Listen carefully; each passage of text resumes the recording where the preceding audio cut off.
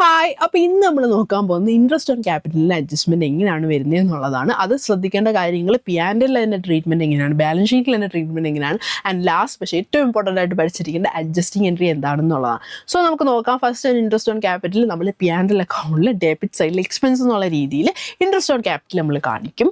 And balance ഷീറ്റിൽ നമ്മൾ ക്യാപിറ്റലിൻ്റെ കൂടെ അത് ആഡ് ചെയ്ത് കാണിക്കും ഇൻട്രസ്റ്റ് ഓൺ ക്യാപിറ്റൽ. സോ ഇത് രണ്ട് നോട്ട് ചെയ്ത് വെച്ചോണം എങ്ങനെയാണ് വരുന്നത് എന്നുള്ളത്. ആൻഡ് നമ്മുടെ അഡ്ജസ്റ്റിംഗ് എൻട്രി എങ്ങനെയാണെന്ന് ചോദിച്ചു കഴിഞ്ഞാൽ interest on capital account to capital എന്നുള്ളതാണ്. ഇതും കുറേ തവണ ചോദിച്ചിട്ടുള്ളതാണ്. ഓക്കെ, അപ്പം മറന്നു പോകരുത്. P&L അതേപോലെ ബാലൻസ് ഷീറ്റിൽ എങ്ങനെയാണ് വരുന്നത് എന്നുള്ളതും ആൻഡ് ലാസ്റ്റ് അഡ്ജസ്റ്റിംഗ് എൻട്രി എങ്ങനെയാണെന്നുള്ളത്. അപ്പോൾ ഏറ്റവും കൂടുതൽ ചോദിക്കുന്ന ഒരു അഡ്ജസ്റ്റ്മെൻറ്റാണ്. ഏറ്റവും കൂടുതൽ പറയാൻ പറ്റില്ല, ഇതില്ലാതെ ഒരു അഡ്ജസ്റ്റ്മെൻറ്റ് അല്ലെങ്കിൽ ഇതില്ലാതെ ഒരു ക്വസ്റ്റ്യൻ ഇല്ലാന്ന് തന്നെ വേണേൽ പറയാം. ഫൈനൽ അക്കൗണ്ട്സിന് ഒരു ക്വസ്റ്റ്യൻ ഉണ്ടെങ്കിൽ എന്തായാലും ഈ ഒരു ടോപ്പിക്ക് കാണും. അതേപോലെ തന്നെ 1 മാർക്കിനും കൂടുതൽ ചോദിക്കുന്ന ഒരു ക്വസ്റ്റ്യൻ ആണെങ്കിൽ അതുമായിട്ട് റിലേറ്റ് ചെയ്തിട്ടുള്ള ഒരു അഡ്ജസ്റ്റ്മെൻ്റ് ആണ് ക്ലോസിംഗ് സ്റ്റോക്ക്. സോ അതാണ് നമ്മൾ ഡിസ്കസ് ചെയ്യാൻ പോകുന്നത്.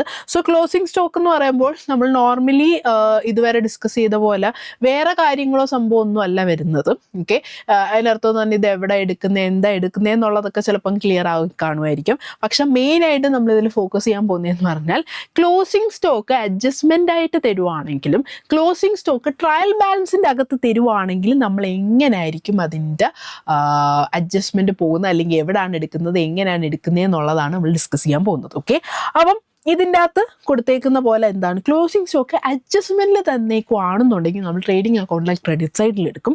അതേപോലെ ബാലൻസ് ഷീറ്റിൻ്റെ അസറ്റ് സൈഡിലായിരിക്കും കാണിക്കുന്നത്. ഓക്കെ, ഞാൻ ഒന്നുകൂടെ പറയാം, അഡ്ജസ്റ്റ്മെൻ്റ് ആയിട്ട് ക്ലോസിംഗ് സ്റ്റോക്ക് തന്നിട്ടുണ്ടെങ്കിൽ അത് ട്രേഡിംഗ് അക്കൗണ്ടിൻ്റെ ക്രെഡിറ്റ് സൈഡും എടുക്കും, അതേപോലെ ബാലൻസ് ഷീറ്റ് നമ്മൾ അസറ്റ് സൈഡിലും എടുക്കും. ഓക്കെ, പക്ഷെ ക്ലോസിംഗ് സ്റ്റോക്ക് അഡ്ജസ്റ്റ്മെൻ്റ് ആയിട്ടല്ല തന്നിരിക്കുന്നത്, ട്രയൽ ബാലൻസിൻ്റെ അകത്താണ് തന്നിരിക്കുന്നത്. നമുക്ക് നോർമലി ട്രയൽ ബാലൻസ് വെച്ചിട്ടാണല്ലോ നമ്മൾ ട്രേഡിങ്ങും P&L ബാലൻസ് ഷീറ്റും എല്ലാം ചെയ്യുന്നത്. അപ്പോൾ ആ ട്രയൽ ബാലൻസിൻ്റെ അകത്ത് ക്യാപിറ്റൽ, ഡ്രോയിങ്സ് അല്ലെങ്കിൽ ഡെറ്റേഴ്സ് ഇങ്ങനെയുള്ള ഐറ്റം എന്നുള്ള പോലെ തന്നെ ക്ലോസിംഗ് സ്റ്റോക്ക് തന്നിട്ടുണ്ടെങ്കിൽ എന്ന് പറഞ്ഞാൽ ട്രയൽ ബാലൻസിൻ്റെ അകത്ത് തന്നിട്ടുണ്ടെങ്കിൽ അത് നമ്മൾ ട്രേഡിങ്ങിൽ എടുക്കില്ല, ബാലൻസ് ഷീറ്റിൽ മാത്രമേ എടുക്കത്തുള്ളൂ.